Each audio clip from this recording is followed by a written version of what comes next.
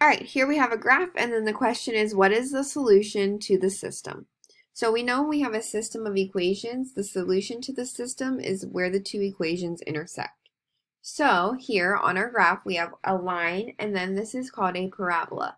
So we have a line and we have a parabola. We can see that the line and the parabola intersect at 2 points. So I'm going to highlight both of these points blue. Now, both of these points are solutions to the system, but the question just says what is a solution to the system. So that means we only need to enter one of them in as the answer.